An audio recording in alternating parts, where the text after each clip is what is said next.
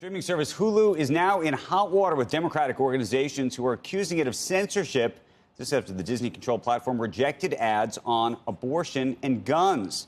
Eric Desenhall, CEO of crisis management firm Desenhall Resources, with us, and Axios media reporter Sara Fischer, who tells us she can break some news on this story. So let's start there. Sara, what's happening?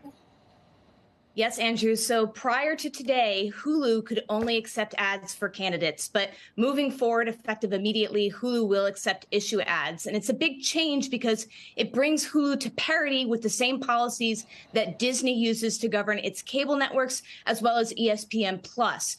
Now, the reason they're making this change, they told me, is because they've owned Hulu, most of it now, for a few years, and they've been considering ways that they could bring it to parity with some of ESPN's other properties. I think what's happened in the past few days has sort of made them realize that they need to move quickly on making these changes and communicating them. But it's a big change for Hulu, Andrew, because if you think about it, the political ad landscape is moving so quickly into streaming. It's a landmine there, and especially for issue ads in addition to candidate ads. Hey, before we get to Eric, Sara, what about the just possibility they say, you know what, let's just get out of the political advertising business? I mean, how much is that business worth to them? Well, we could probably just figure out the math. So to date, $2.9 billion have been spent on the midterms. I think you're going to see somewhere between $7 and $8 billion spent. Now, about a fifth of that is probably going to go to CTV. And think about which streaming platforms really own CTV advertising right now. I mean, Hulu is one of the top players. So you're actually vying for a bucket of cash. It could be upwards of around $2 billion between just you and a few other streaming properties. It's a pretty significant amount of money. And then the other thing is, Andrew, why wouldn't you want to stay in it? I know that there have been some platforms, TikTok, Twitter, that have gotten out completely. But if ESPN Plus is in the political ads game, if Disney accepts it for their other cable networks, what's the big risk of now adding it to Hulu? Now, it's important to note they aren't going to be accepting political ads for Disney Plus, at least when they launch ads this fall or later this year quite yet. But they do plan on, evaluating their policies over time. And I think this is not new to Disney trying to figure out how you manage political ads. I can't see why they think it's too risky to stay in. Eric, good business or bad business to be in the political advertising arena, and what do you make of the sort of, I don't know if it's a flip-flop or how we're going to describe what's happened here?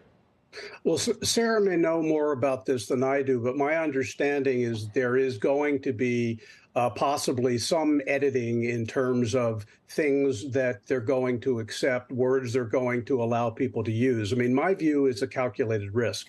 And one of the things that companies have learned in the last few years is there is some danger in listening to a small cohort of advisors on Madison Avenue or Wilshire Boulevard who have trouble understanding that there's a country in between.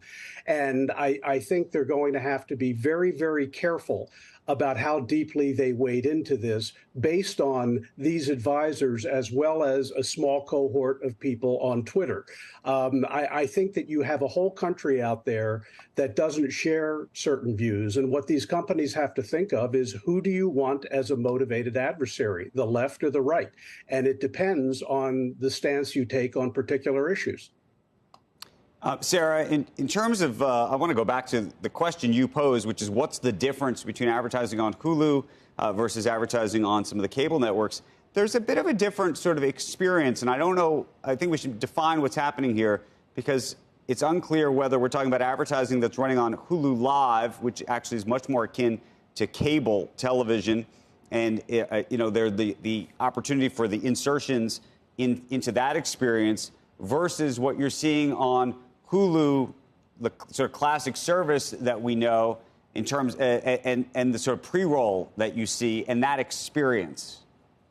My understanding is that it's the same. The difference is that how you get the service is over the air. It's internet. And that means that regardless of whether or not it's Hulu with live TV or it's Hulu on demand, the same restrictions that would apply to local broadcasts do not apply to Hulu. And so the reason that you would be incentivized to, work with Hulu on this is because, one, you can more freely communicate in some ways. But then two, Andrew, this is the big thing, is you can target ads better.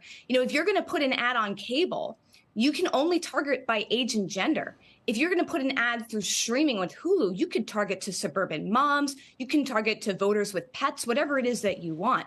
Now, the third bucket here that everyone should be mindful of is that there's completely different rules for broadcast. And Disney owns a broadcast network, ABC, as well as ABC's local affiliates. The way that broadcast rules are structured is that you can't legally, deny any candidate ad, and you can't really make edits to it unless there's something like obscenity in it.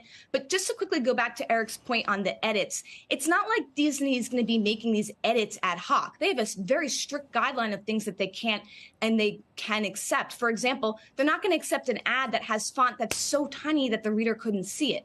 That's typically the types of edits that they're coming back to clients with. I used to sell political ads. I'm telling you, it's not as nefarious as, well, we don't like the way that you're describing this debate. It's really more technical. Eric,